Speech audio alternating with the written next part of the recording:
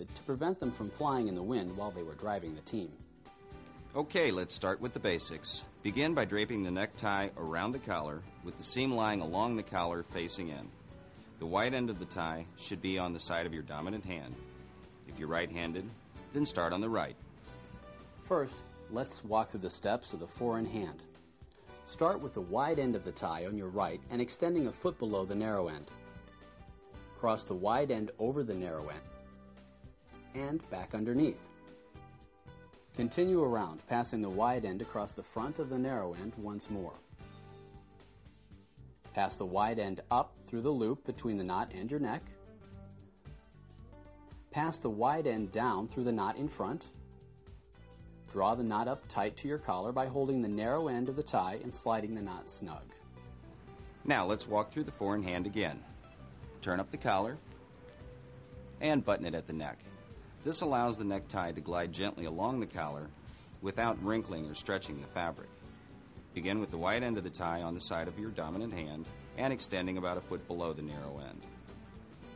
Notice that on most ties, a diagonal seam is about midway on the tie. This is usually a good gauge as to where to make your first cross.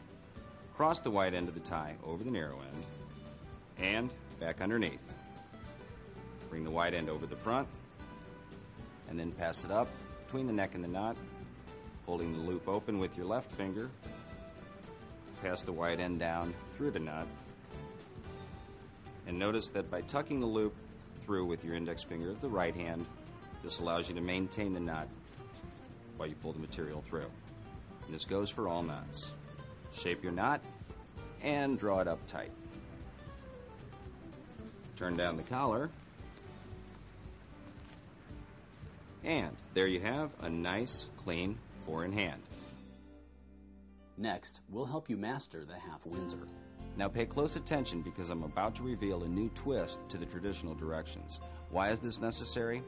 Well, the half Windsor has always appeared to be a little lopsided, until now.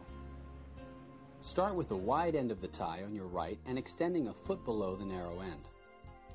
Cross the wide end over the narrow end and wrap it back underneath. Bring the wide end up towards your face and turn down through the loop to your right, not your left. This is the new twist. Traditional directions say to go to your left. However, we found that bringing the wide end to your right results in a more symmetrical knot. This allows you to pass the wide end around the front from your right to left. Then, go up between your neck and the knot, and down through the knot in front. Tighten carefully and draw up to the collar to complete the new and improved half Windsor. Now, if you've ever had problems getting your finished tie to hang to the proper length, here's a little trick. Start by letting the wide end hang to twice the length as the narrow end. To check if you've done this properly, draw the wide end up to the edge of the neck. The length of the doubled end should be equal in length to that of the narrow end. Now, you'll want to experiment with any new tie, though, because there are a number of variables that affect the length of the final tie. The thickness of the material and the length of the tie itself, the thickness of the neck, and the length of the torso.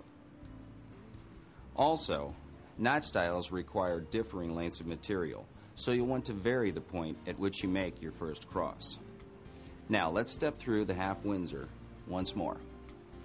The wide end of the tie should be on the side of your dominant hand and extending at least a foot below the narrow end.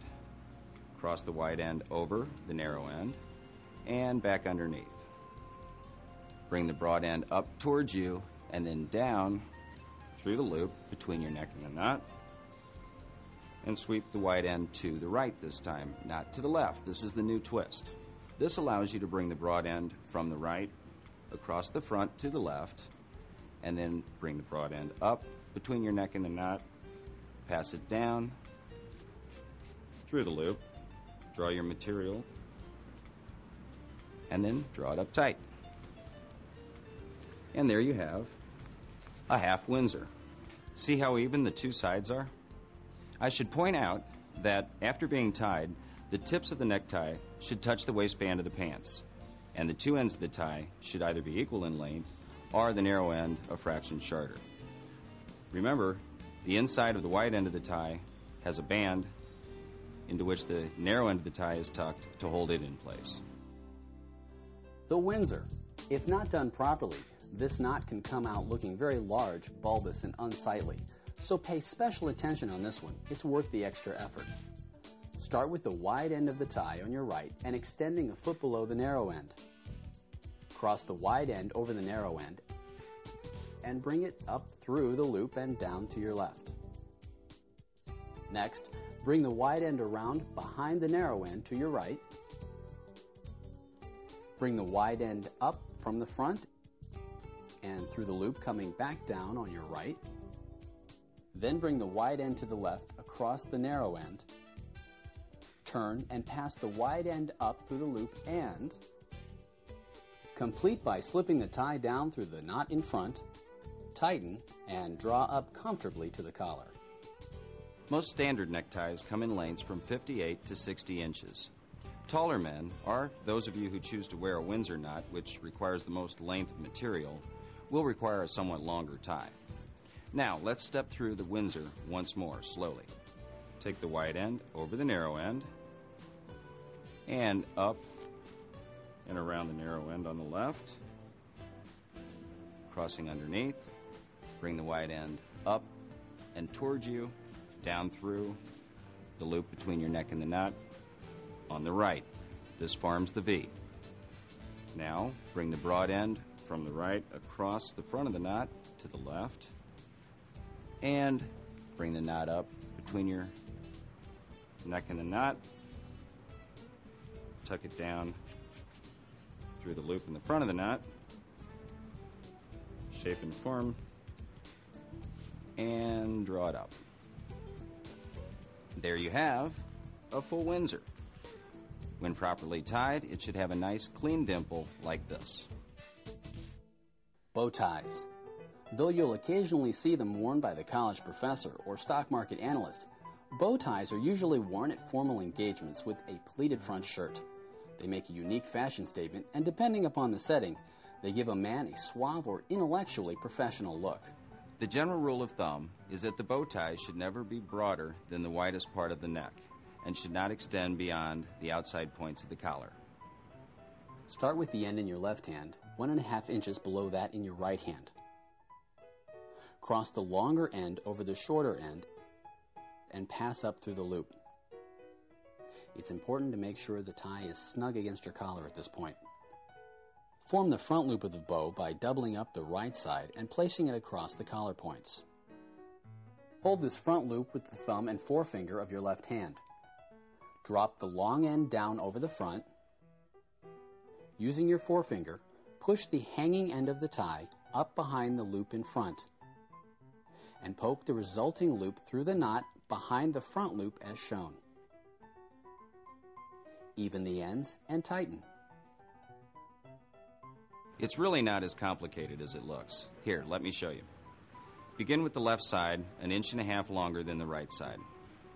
Cross the long side over the sharp and up underneath.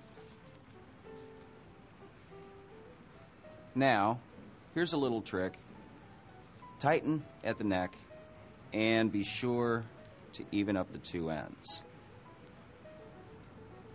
Now, draw the lower portion up and double it over on itself. Now sweep the top end over the front and then poke in from behind. Draw it through. Turn down your collar.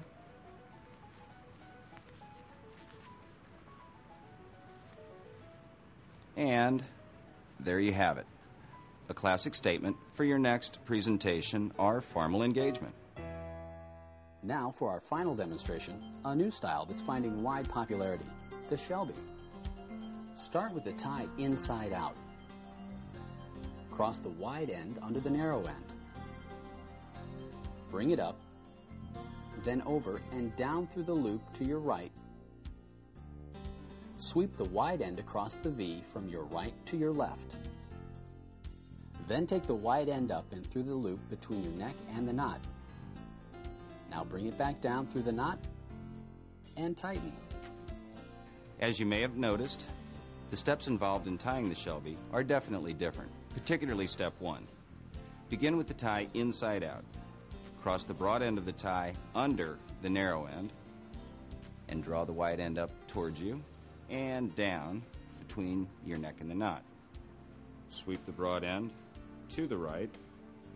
Now pass the broad end across the front of the tie from right to left. Bring the wide end up between your neck and the knot and down through the loop in the front. Draw your material down, shaping. Drop your knot to the collar. Lower your collar. And there you have the most recent addition to the classic collection of knots, the Shelby. See how nicely it dimples